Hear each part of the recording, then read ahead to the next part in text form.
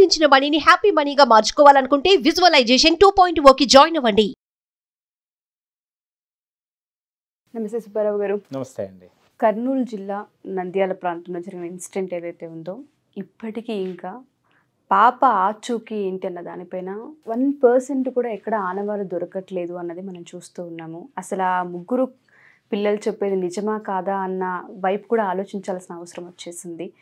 So ఇటువంటి కథనాలు కంటిన్యూస్గా మనం వింటూనే ఉన్నాము. చిన్న పిల్లలు ఇంత ఘాతుకానికి పాల్పడ్డారు. వారం మించి తల్లిదండ్రులకి కూతురు కనిపించకుండా పోయింది. అసలు ఎక్కడుంది ఏంటి అని ప్రభుత్వాలు కూడా బయటికి ఇంతవరకు తీసుకురాలని పరిస్థితి కనిపిస్తుంది. అంటే అసలు ఎవరు చేశారు, ఏం జరిగిందన్న దానిపైన పూర్తి దర్యాప్తు ఏంటన్న విషయంపైన ఇంకొక కొలిక్కి రాలేదు. ఏ విధంగా చూడాలి అంటారు? ఇప్పుడు స్కూల్స్కి పంపించే ప్రతి పేరెంట్కి కూడా ఈ భయం స్టార్ట్ అయిపోయింది సార్. ఎందుకంటే టీవీ ఛానల్స్ ఓపెన్ చేస్తే ఈ పాప న్యూసే మనం వింటూ ఉన్నాము. అసలు చంపేశారా, ఎక్కడైనా పూడ్చిపెట్టారా, మాయం చేశారా, పంపించేశారన్న దానిపైన కూడా అసలు ఎటువంటి ఆన్సర్ లేదు మనకి. ఏ విధంగా చూడాలి? స్కూల్స్కి పంపించే పిల్లల దగ్గర నుంచి మనం మొదలు పెడితే ఇంట్లో ఉండే ఆడపిల్లల వరకు ఎటువంటి భద్రతా ఏర్పాట్లను చేస్తే మంచిది అంటారు? ఒక ఎడ్యుకేషనల్ అనలిస్ట్గా మీరు ఉన్నారు కాబట్టి అడుగుతూ ఉన్నాను. ఈ కేసు ఏదైతే జరిగినటువంటి కేసు అందరికీ కూడా కళ్ళు తెరిపించేటువంటి కేసు అండి. ఇది ఎవరో ఒకరికి జరిగింది అనేటువంటి కోణంలో ఏమాత్రం చూడకూడదండి. ఎందుకంటే ఇక్కడ జరిగినటువంటి సంఘటనలో చిన్ని అమ్మాయి, అంతేకాకుండా ఎవరైతే నిందితులని చెప్తున్నారో వాళ్ళు కూడా మైనర్స్, చాలా చిన్న పిల్లలు, 15 సంవత్సరాలు నిండినటువంటి పిల్లలు. అలాంటి పిల్లలు ఇలాంటి దారుణానికి ఒడిగట్టారు అంటే నేను అసలు నమ్మలేనటువంటి పరిస్థితి అండి. సో ఇక ఈ అంశంలోకి వెళ్ళినప్పుడు ఆదివారం పూట భోజనం చేసి వెళ్ళినటువంటి ఒక అమ్మాయి ఆడుకుంటానని పార్కుకి వెళ్ళిన తర్వాత 2-3 గంటలు కూడా రాకపోతే పేరెంట్స్ ఇక్కడ అక్కడ వెతుకుతూ రాత్రి 8 వరకు ఎంతో బాధతో వెతుకుతూ వెళ్ళినటువంటి పేరెంట్స్కి అప్పటికీ జాడ తెలియకపోతే పోలీస్ స్టేషన్కి వెళ్ళి కంప్లైంట్ చేస్తే ఆ తర్వాత నెక్స్ట్ డే పోలీసుల నుంచి ఒక కబర్ వచ్చి మీ అమ్మాయి చనిపోయింది, ఫలానా చోట ఎవరో పడేశారట, ఆ కాలువలో పడేశారంటని చెప్తే ఏ తల్లిదండ్రుల హృదయం అయినా ఎట్లా ఉంటుందండి? జనరల్గా పిల్లల విషయంలో కొన్ని సందర్భాల్లో తప్పిపోవటం అనేటువంటి జరుగుతుంది. ఈరోజు తప్పిపోయినటువంటి పాప రేపు వస్తుంది అనేటువంటిది ఆశ ఉంటుంది, రేపు కాకపోతే ఎల్లుండి వస్తుందని. అలాంటిది ఒక అమ్మాయి చనిపోయింది అనేటువంటిది ఒక అత్యంత బాధాకరమైనటువంటి విషయం. అయితే మరొక దారుణమైనటువంటి విషయం, నిండా 12 సంవత్సరాలు నిండినటువంటి అమ్మాయిని దారుణంగా అత్యాచారం చేసి చంపేశారు అక్కడో ఒక చోట అనేటువంటిది మరింత అసలు తట్టుకోలేనటువంటి అంశం.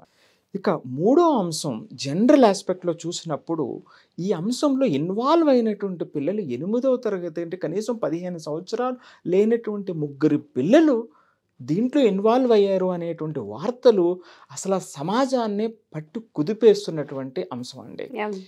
ఇది చిన్న ఆసామాసి విషయంగా తీసుకోకూడదు, పొరపాటును కూడా అనుకోకూడదు, ఎవరికొకరు జరిగింది అనేటువంటిది కాదు ఇది. ఎందుకంటే ప్రతి తల్లిదండ్రులకి, పిల్లలు ఉన్నటువంటి ప్రతి తల్లిదండ్రులకి ఒక బాధాకరమైనటువంటి విషయం, నా అమ్మాయిని నేను స్కూల్కి పంపిన తర్వాత అమ్మాయి తిరిగి వస్తుందా రాదా, మా అమ్మాయిని ఇంటి దగ్గర నుంచి బయట షాపుకి పంపిన తర్వాత తిరిగి వస్తుందో రాదో అనేటువంటి అనుమానంతో ఒక తండ్రిగా నేను బతకాల్సి వస్తుంటే ఈ సమాజంలో ఎవరికి చెప్పుకోవాలి, ఎవరు బాధ్యత వహించాలి?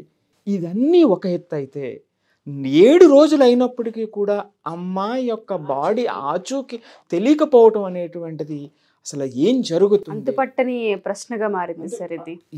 సిచ్యుయేషన్ ఎలా చూడాలో కూడా అర్థం కావట్లేదు, అసలు ఎలా అర్థం చేసుకోవాలో కూడా తెలియనటువంటి పరిస్థితి అండి. అంటే ఇది రాజకీయ కోణంలోనూ వాళ్ళు వీళ్ళు అనేటువంటిది ఇవి కాదండి ఇక్కడ రావాల్సినటువంటివి. అసలు ఇక్కడ ఇలాంటి వాటికి మూలం ఎక్కడుంది, మనం స్పందించాల్సినటువంటి అవసరం ఎక్కడ ఉంది, ప్రతి ఒక్కరూ ఎందుకు ఇది బాధ్యతగా తీసుకోవాలి అనేటువంటిది ఆలోచించాల్సినటువంటి అవసరం ఉందండి. సో ఆ అమ్మాయి నా అమ్మాయి ఎంతో ఆ అమ్మాయి అంతే కదండి, ఎవరికైనా సరే. అందులోని చిన్న పిల్లల విషయంలో ఎంత దారుణం జరగటం అనేటువంటిది. మరి ఇప్పుడు పెద్ద పెద్ద ప్రశ్నలు ఏమిటంటే ఇక్కడ నిజంగా ఈ పిల్లలు 15 సంవత్సరాలు నిండినటువంటి పిల్లలు పోర్న్ సైడ్ చూసి ఎక్స్పెరిమెంటేషన్ చేద్దామని ఒక అమ్మాయిని మాయ మాటలు చెప్పి పంపు చెట్టు దాకా తీసుకెళ్ళి ఎవరూ లేనటువంటి చోట ఈ అగాధ్యాన్ని పాల్పడదాం అనేటువంటి ఆలోచన నిజంగా ఆ పిల్లలకు వస్తేనండి ఈ రోజున కంప్లీట్గా సమాజం తలదించుకోవాల్సినటువంటి అవసరం ఉంది అవసరం సార్. ఉందండి. True. ఈ సమాజంలో ఎడ్యుకేషనల్ ఇన్స్టిట్యూషన్సా, టీచర్సా, టోటల్గా చుట్టుపక్కల ఉన్నటువంటి జనమా, లేదా పేరెంట్సా, ఎవరు ఇక్కడ బాధ్యులు అనేటువంటిది ప్రతి ఒక్కరూ ప్రశ్నించుకోవాల్సినటువంటి అవసరం ఉంది. ఈ సమాజం ఇప్పుడు వరకు మనం బతికేమంటే మనకు పూర్వం ఇచ్చినటువంటి వాళ్ళు ఇచ్చినటువంటి విలువలండి. సో అదే సమాజం రేపొద్దుటి రోజుకి మనం ఏమి ఇస్తున్నాము, ఇప్పుడు ఎవరైతే పెద్దవాళ్ళు ఉన్నారో, అడల్ట్స్ ఎవరైతే ఉన్నారో వీళ్ళందరూ కూడా ఒక్కసారి ప్రశ్నించుకోవాల్సినటువంటి అవసరం ఉంది. రేపొద్దుట మన తర్వాత వచ్చేటువంటి తరానికి మనం ఎలాంటి సమాజాన్ని మనం ఇస్తున్నాము, ఇది ఖచ్చితంగా ప్రతి ఒక్కరూ బాధ్యత అండి. సో వీళ్ళలో ఇప్పుడు ఈ పిల్లలు నిజంగా ఈ ముగ్గురు ఇన్వాల్వ్ అయి ఉంటే, మరి ఈ పిల్లలు ఫలానా చోట పడేశామని చెప్పిన తర్వాత ఇప్పటికి ఎన్డీఆర్ఎఫ్ బృందాలు వచ్చి వెతికిన 2 రోజులు అయినా దొరకలేదు, వాళ్ళు వెళ్ళిపోయారు. అది అబద్ధమా అబద్ధమా, నిజమా? నిజమా? ముగ్గురు పిల్లల ఇన్వాల్వ్మెంట్ ఉందా లేదా, లేకపోతే ఇప్పుడు వరకు జరుగుతున్నటువంటిది నిజం కాదా, వేరే వాళ్ళు ఎవరైనా ఇన్వాల్వ్ అయి ఉన్నారా, వేరే వాళ్ళు ఇన్వాల్వ్ అయి ఉంటే వాళ్ళ యొక్క పాత్ర ఏమిటి, 4వ వ్యక్తి ఉన్నాడా, 5వ వ్యక్తి ఉన్నాడా, అసలు ఆ వయసు పాప మీద చేయాల్సినటువంటి పని ఏముంది? సో ఆ పాప తల్లిదండ్రులు కూడా పాపం వాళ్ళు ఏదో కూలి పని చేసుకుని ఆ రోజు కుటుంబాన్ని గడిపేటువంటి పరిస్థితి అండి వాళ్ళు. సో ఏదో తగాదాలు ఇలాంటివి కూడా ఇక్కడ కనిపించట్లేదు. సో మరి వాళ్ళు పాపం, ఆ తల్లిదండ్రులు ఏ పాపం చేసుకున్నారు, ఆ ముక్కు పచ్చులారని ఆ అమ్మాయి ఏ పాపం చేసుకుందండి? సో ఇది సంఘటన. నేను కిందటి వీడియోలో కూడా నేను చెప్పినప్పుడు ఇలాంటి సంఘటనలు సమాజం ఒక్కసారి ఆలోచించి ముందుకెళ్లాల్సినటువంటి సందర్భం. ఇది ఒక సందర్భం, ఖచ్చితంగా ఆలోచించాలి. ఇది ఆలోచించాలి అన్నప్పుడు అండి, ప్రాథమికంగా మనం చెప్పేటువంటిది పర్సనాలిటీ అంటే క్యారెక్టర్ అండి. సో ఈ పర్సనాలిటీ అంటే వ్యక్తిత్వం, క్యారెక్టర్ అంటే స్వభావం కానివ్వండి, గుణం కానివ్వండి. ఈ రెండింటి విషయంలో వచ్చేటువంటి లోపమే ఇలాంటి సమస్యలకు కారణము. సో పర్సనాలిటీ అంటే ఏమిటండి, మనకున్నటువంటి ఎంగేజింగ్ క్వాలిటీ, అంటే ఒక సమస్య జరిగినప్పుడు లేదా ఒక సందర్భంలో మనం ఎలా బిహేవ్ చేస్తున్నాం అనేటువంటిది పర్సనాలిటీ. క్యారెక్టర్ అంటే ఏమిటంటే మన ఒరిజినల్ క్యారెక్టర్, ఒరిజినల్ క్వాలిటీ, అంటే మన యొక్క నైతికత కానివ్వండి, మన గుణాలు కానివ్వండి, లోపల ఎట్లా ఉన్నాయి అనేటువంటిది క్యారెక్టర్.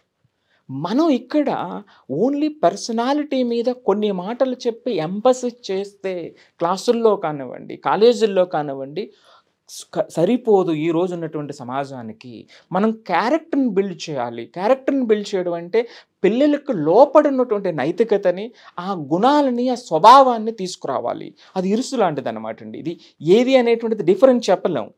ఇప్పుడు పర్సనాలిటీ అనేటువంటిది మన లోపడున్నటువంటి విలువలు ఏదైతే, మన స్వభావం, గుణం ఏదైతే ఉందో దానికి తాలూకా రిఫ్లెక్షన్ బయటకు వస్తుంది. నేను లోపల ఏదైతే ఉందో నా మనసులో, నా గుణం ఏదైతే ఉందో దాన్ని వ్యక్తపరిచేటువంటిది పర్సనాలిటీ. సో కొన్ని సందర్భాల్లో లోపటి గుణం వేరేగా ఉన్నప్పటికీ కొన్ని సందర్భాల్లో మనం వ్యక్తపరిచేటువంటిది వేరేగా ఉండొచ్చు, మంచిగా ఉండొచ్చు. నేను ఎప్పుడు అంటూ ఉంటాను, సమాజంలో ఈ రోజున పర్సనాలిటీకి క్యారెక్టర్కి చాలా డిఫరెన్స్ వచ్చేసింది. సో ఈ రోజున వీళ్ళు ఎంగేజింగ్ బిహేవియర్ ఏదైతే ఉందో అది నమ్మలేనటువంటి పరిస్థితి. సో కాబట్టి నేను యాజ్ ఎడ్యుకేషనల్ డిజైనర్గా నొక్కి చెబుతున్నటువంటిది, 2 ప్రభుత్వాలకి కూడా నేను చెబుతున్నటువంటిది ఒకే ఒక విషయం అండి. మనం క్యారెక్టర్ బిల్డ్ చేసేటువంటి విధానంలోకి మన వ్యవస్థ వెళ్ళాలి. విద్యా సంస్థల దానిలో ఖచ్చితంగా ఇనిషియేట్ తీసుకోవాల్సిన అవసరం తీసుకోవాలి. సో విద్యా సంస్థల కన్నా ముందండి పేరెంట్స్ అండి. సో ఎందుకంటే ఈ క్యారెక్టర్ ఎలా బిల్డ్ అవుతుంది, పర్సనాలిటీ ఎలా పెర్ఫామ్ అవుతుంది అనేటువంటి విషయంలో మొట్టమొదటిగానండి పేరెంట్స్. సో పేరెంట్స్ యొక్క రోల్ మోడల్ బిహేవియరే మొదటి పునాది అవుతుంది. సో ఇప్పుడు ఈ రోజు సమాజంలో మనం అర్థం చేసుకున్నప్పుడు యాక్సెప్ట్ చేయాలండి, న్యూక్లియర్ ఫ్యామిలీస్ ఉన్నాయి. ఈ న్యూక్లియర్ ఫ్యామిలీస్ ఉండేటప్పుడు కొన్ని విలువల విషయంలో, ఆ నైతికత విషయంలో మనం వాళ్ళని తర్పీదు ఇవ్వటానికి, వాళ్ళకి రోల్ మోడల్గా చేయటానికి కొంతమంది విషయాలు అవకాశం ఉండట్లేదు. సింగిల్ పేరెంట్స్ ఉన్నారు, కొన్ని కారణాల వల్ల విడిపోయేటువంటి వాళ్ళు ఉన్నారు. సో ఇద్దరు పేరెంట్స్ దగ్గర ఉన్న పెద్దవాళ్ళు దగ్గర లేనటువంటి పరిస్థితి. సో వీళ్ళు జాబుల్లో బిజీ అయిపోయి వాళ్ళకి ఆ విలువలు నేర్చుకునేటువంటి అవకాశం లేకుండా పోతుంది. ఇప్పుడు మన చిన్నప్పుడు ఎట్లా ఉండేదంటే అండి, మా ఇంటి దగ్గర కనీసం ఒక 20-25 మంది ఉండేటువంటి వాళ్ళ ఫ్యామిలీ. సో మన పేరెంట్స్ దూరంగా ఉన్నప్పటికీ ఒక్కొక్క సందర్భంలో వేరే వాళ్ళు ఉండటం, సో ఇలాగ ఒక నేర్చుకోవడం అనేటువంటిది జరుగుతూ ఉంటుంది. సో కానీ ఈ రోజున సమాజంలో న్యూక్లియర్ ఫ్యామిలీస్ వల్ల ఆ రోల్ మోడల్ బిహేవియర్ పేరెంట్స్ నుంచి ప్రతి పేరెంట్ దాని అవసరాన్ని గుర్తించాలండి. నేను ఎందుకు చెప్తున్నానంటే ఈ మాట, సుమారుగా 5 నుంచి 15 సంవత్సరాల మధ్యలో పిల్లలు నేర్చుకునేటువంటిది ఒక పునాది అండి. సో బయట అకాడమిక్స్ ఎలాగైతే నేర్చుకుంటారో దానికన్నా ముఖ్యం ఈ క్యారెక్టర్ బిల్డింగ్ అనేటువంటిది ఇంపార్టెంట్. సో దానికి పేరెంట్సే మొట్టమొదటిగా ఆ పునాది వేయవలసినటువంటి. రెండవది టీచర్స్ అండి. సో ఈ టీచర్స్ ఎడ్యుకేషనల్ ఇన్స్టిట్యూషన్లో దీన్ని బిల్డ్ చేసేటువంటిది టీచర్ యొక్క రోల్ మోడల్ అండి. సో టీచర్ బిహేవ్ చేసేటువంటి విధానం అంటే చిన్న ఎగ్జాంపుల్ చెప్తాను మీకు. అంటే ఒకటి పక్క వాళ్ళని గౌరవించడం నేర్చుకోవాలి, లేదా తప్పు చేసినప్పుడు సమస్యను అర్థం చేసుకోవడం నేర్చుకోవాలనేటువంటిది పిల్లలు ఎలా నేర్చుకుంటారంటే అండి, ఒక పిల్లవాడు తప్పు చేశాడు అనుకోండి, టీచర్ రియాక్ట్ అయ్యేటువంటి విధానాన్ని బట్టి పిల్లలు నేర్చుకుంటారండి. అదే వాళ్ళు అప్లై చేస్తూ ఉంటారు.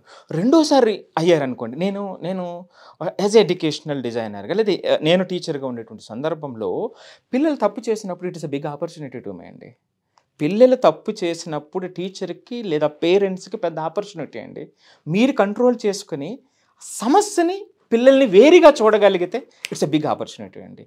అనేక నెంబర్ ఆఫ్ ఎగ్జాంపుల్స్ నా దగ్గర ఉన్నాయి. పిల్లలు ఆ సందర్భంలోనే పిల్లలు మారుతారండి. మీరు ఎన్నిసార్లు మంచి మాటలు చెప్పినా ఇలా ఉండి అలా ఉండని చెప్పి మీరు వేరే రకంగా ప్రవర్తిస్తే ఎవ్వరూ కేర్ చేయరండి. వాళ్ళకి ఉంటుంది, మార్పు రాదు. ఆ క్షణం అలా ఉంటారు తప్ప నిజంగా మార్పు రాదు. నిజంగా పిల్లలు ఫెయిల్ అయినప్పుడు కానీ తప్పు చేసినప్పుడు కానీ పెద్దవాళ్ళు తీసుకునేటువంటి విధానమే ఆ గొప్పగా మార్పుని తీసుకొస్తుంది. అప్పుడే ఆ లవ్ని, వాళ్ళ మీద ఉన్నటువంటి ప్రేమని వ్యక్తపరచడానికి అవకాశం కనిపిస్తుంది, వాళ్ళలో మార్పు తీసుకొస్తుంది. రెండవది, మొదటిగా పేరెంట్స్ అని చెప్పానండి, రెండవది టీచర్స్. సో మూడవది వచ్చండి, పర్టికులర్లీ మనం గవర్నమెంట్ని కూడా రిక్వెస్ట్ చేస్తున్నది లాంగ్వేజ్ క్లాసెస్ అండి.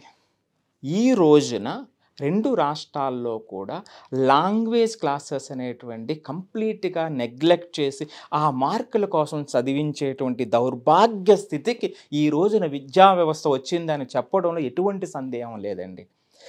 ఎన్నో సంస్థలను రన్ చేస్తున్నటువంటి వాళ్ళు కూడా మరి అది ఏమనుకోవాలి అంటే, వాళ్ళు నిర్లక్ష్యం అనుకోవాలా, లేకపోతే వాళ్ళ యొక్క బిజినెస్ని రన్ చేయడం కోసం అనుకోవాలా, మరి ఏమనుకోవాలో నాకు తెలియదండి.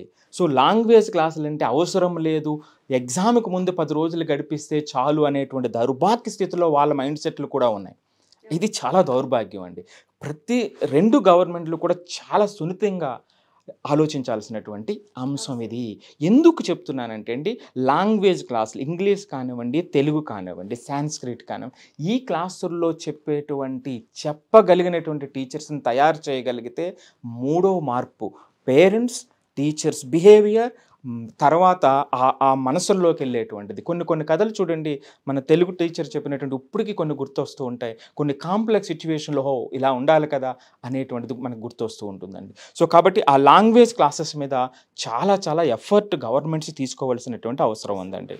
సో కాబట్టి ఈ విధానాలు 2 గవర్నమెంట్స్ కూడా చాలా కూలంకుషంగా తీసుకుని కొత్త డ్రాఫ్ట్ని తయారు చేసి ఈ క్యారెక్టర్ బిల్డింగ్ తద్వారా పర్సనాలిటీ డెవలప్మెంట్కి ఏదైతే ఉపయోగపడుతుందో ఆ ట్రూ పర్సనాలిటీ డెవలప్మెంట్కి తీసుకురావడానికి లోయర్ క్లాసెస్ నుంచి పునాది వేస్తే తప్ప ఈ సమస్యలు ఆగావు, ఇవి రిపీట్ అవుతూనే ఉంటాయి.